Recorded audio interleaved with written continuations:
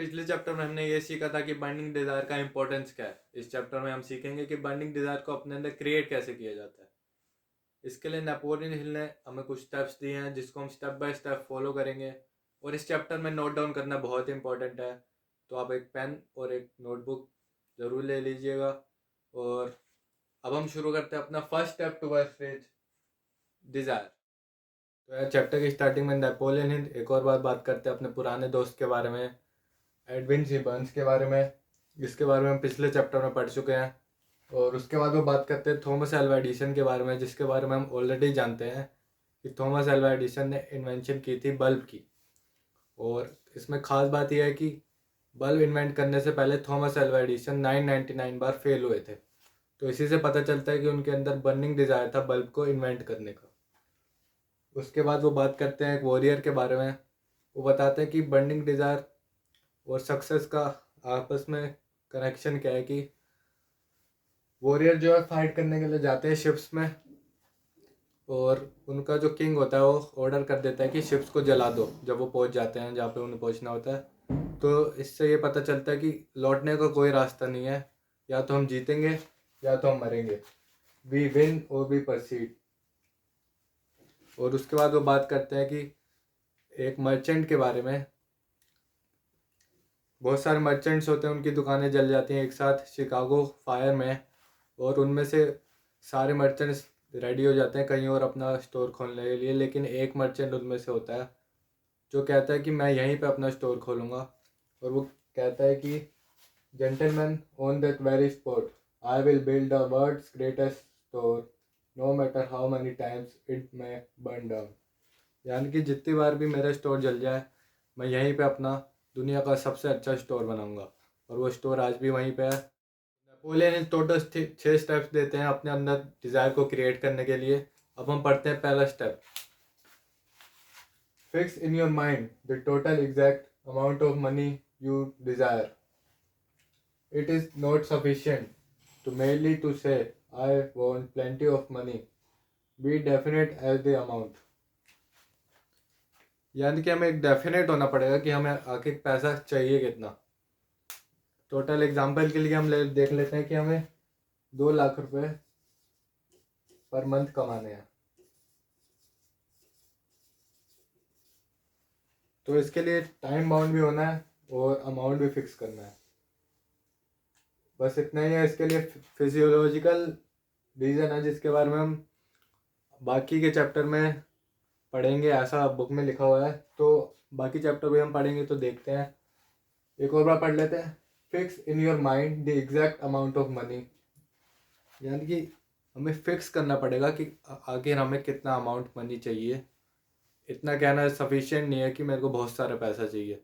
ये एक सिर्फ विश हो जाएगी कि मेरे को बहुत सारा पैसा चाहिए, लेकिन अगर हम कहेंगे मेरे को 2 लाख रुपए चाहिए पर मंथ कमाने हैं, तो ये हमारा डिज़ायर हो जाएगा। तो अब हम बढ़ते हैं नेक्स्ट स्टेप्स की ओर। देखते हैं second step. Determine exactly what you intend to give in return of the money you desire. यानी कि हमें क्या करना पड़ेगा कि आखिर हमें इस पैसे को कमाने के लिए बदले में क्या क्या देने को तैयार है। जैसे कि कोई स्पोर्ट्समैन है, वो स्पोर्ट्स के थ्रू पैसा कमाना चाहता है, तो उसको प्रैक्टिस करनी पड़ेगी। तो उसे ये तय करना होगा कि मैं कितने घंटे रोज़ प्रैक्टिस करूँगा। और यह है कि there is no such reality as something for nothing. यानी कि ऐसी कोई रियलिटी नहीं है कि हम कुछ ना करें और पैसे तब भी हमारे पास आ जाए। अब देखते हैं third step. Establish a determined date when you intend to possess the money you desire. यानी कि एक डिटरमाइंड डेट या डिटरमाइंड एज, यानी कि हमें इस एज तक कितने पैसे चाहिए। जैसे कि हमें 2 लाख रुपए चाहिए 2 साल के बाद, तो हम तय कर लेंगे कि आज डेट है जैसे कि 6/01/2020 आज डेट। तो हम तय कर लेते हैं कि हमें 6/01/2022 तक 2 लाख रुपए पर मंथ कमाने हैं मुझे। और एक और चीज़ भी हमें तय करनी होगी कि आखिर कितने समय के बाद हमें इतने पैसे मेरे पास होने चाहिए। यानी कि 2030 तक मेरे पास 2 करोड़ रुपीस होने चाहिए।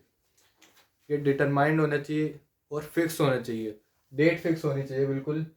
2030 में भी पूरी डेट होनी चाहिए 601।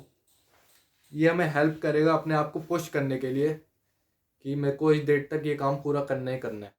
फर्स्ट स्टेप है कि create a definite plan for carrying out your desire and begin at once whether you are ready और not to put that plan into action. यानी कि हमें एक प्लान बनाना पड़ेगा, डेफिनेट प्लान, कि आखिर हम उस मनी को पाएंगे कैसे, यानी कि उस मनी तक हम पहुंचेंगे कैसे।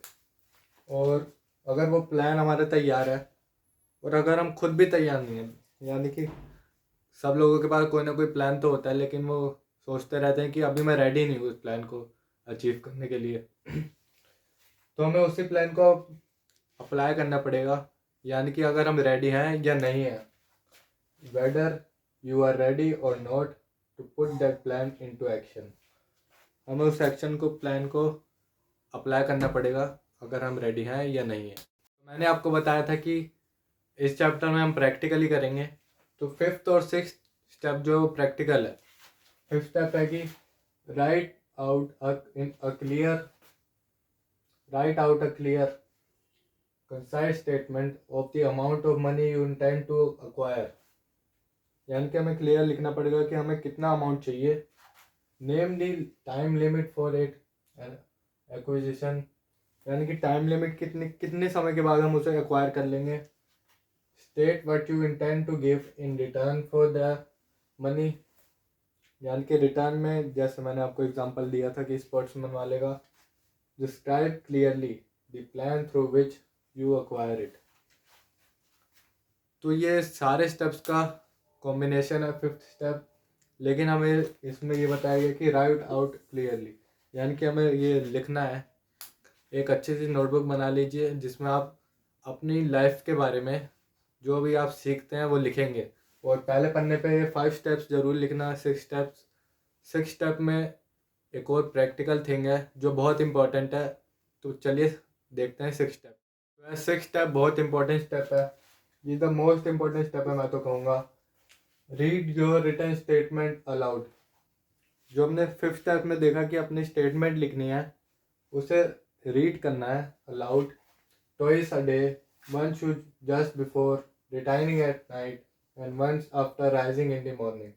As you read, see and feel and believe yourself already in the possession of the money. यानी कि हमें सुबह उठते ही और रात को सोने से पहले जो हमने स्टेटमेंट लिखी है कि हमें कितने पैसे चाहिए, कब तक चाहिए और हम इसे कैसे प्राप्त करेंगे, वो हमें लिखना है, रीड करना है रात को सोने से पहले और सुबह उठने के बाद। इससे हमें, और ये हमें फील करनी है स्टेटमेंट, बिलीव करनी है अपने आप को कि हम ये अचीव कर लेंगे, और हमें अपने आप को already in the possession of money, यानी कि हमें इस तरह देखना है कि हमारे पास ऑलरेडी वो मनी है। हमें फील करना है कि जैसे हमारे पास, हम चाहते हैं कि हमारे पास बहुत बड़ा ऑफिस हो, तो हमें फील करना है कि हम उस ऑफिस में ही बैठे हुए हैं और बहुत खुश होना है। अगर आपने स्टेप फॉलो करना है तो ज़रूर फॉलो कीजिए। एक डायरी बना लीजिए अपनी लाइफ के बारे में, उसमें इंपॉर्टेंट चीज़ें लिखिए। ये 6 स्टेप्स लिखिए, शुरुआत 6 स्टेप से कीजिए। जो कोट्स आपको अच्छे लगते हैं वो लिखिए, मोटिवेशनल कोट्स लिखिए। ये 6 स्टेप प्रैक्टिकल स्टेप है तो ज़रूर फॉलो कीजिए। तो सुबह उठते और रात को सोने से पहले जो हमें स्टेटमेंट बोलनी है, वो मैं आपको एक स्टेटमेंट एग्जांपल के तौर पे नीचे दे देता हूँ, वो बुक में भी है। और अब हम पढ़ते हैं एक बहुत ही बढ़िया line. I bargained with life for penny and life would pay no more. However I begged at evening when I counted my scanty store.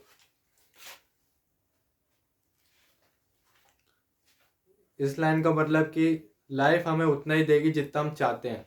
यानी कि अगर हम चाहेंगे कि हमें 10 रुपये मिले तो लाइफ हमें 10 रुपये देगी, लेकिन अगर हम चाहते हैं लाइफ हमें करोड़ रुपये दे तो लाइफ हमें करोड़ रुपये भी देगी। और इसके बाद हमें डिज़ायर का एक बहुत इंपॉर्टेंट एग्जांपल दिया है। डिज़ायर आउटविट्स मदर नेचर, यानी कि अगर हमारे अंदर डिज़ायर हो तो हम नेचर को भी अपनी तरफ मोड़ सकते हैं। एग्जाम्पल एक सन का है, यानी कि एक फादर और एक सन होता है। जो सन होता है वो शुरुआत से ही डेफ होता है, यानी कि जब वो बॉर्न होता है तो वो सुन नहीं पाता है। तो उसके जो फादर होते हैं वो उस बात को मानने के लिए रेडी नहीं होते। वो डॉक्टर को कहते हैं ये ज़रूर सुनेगा, मेरा बेटा ज़रूर सुनेगा। तो वो कोशिश करते रहते हैं, उसके फादर कोई ना कोई कोशिश करते रहते हैं। तो उनको कोई साइन मिल जाता है बीच में, कुछ टाइम के बाद साइन मिल जाता है कि कुछ साउंड्स वो सुन पा रहा था, कुछ वाइब्रेशंस वो फील कर पा रहा था साउंड्स की। तो उसके फादर जो है मशीन बनाने के लिए हेल्प करते हैं। डेफ जो बच्चे हैं वो जो सुन पाए मशीन बनाते हैं, और वही मशीन आगे जाके बहुत सारे बच्चों की मदद भी करती है, और उनका जो बेटा होता है वो सुन भी पाता है। तो इससे हमें पता चलता है कि अगर हमारे अंदर डिज़ायर हो तो हम नेचर को भी अपनी तरफ मोड़ सकते हैं। जबकि उनका बेटा सुन नहीं पाता था और वो सुन पाया, उन्होंने नेचर को भी अपनी तरफ मोड़ लिया।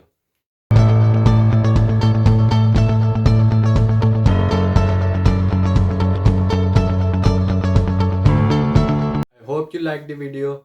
और जो 6 स्टेप मैंने आपको बताया था वो लाइफ चेंजिंग स्टेप है, तो आप उसे ज़रूर फॉलो कीजिएगा, अपनी डायरी में ज़रूर लिखिएगा।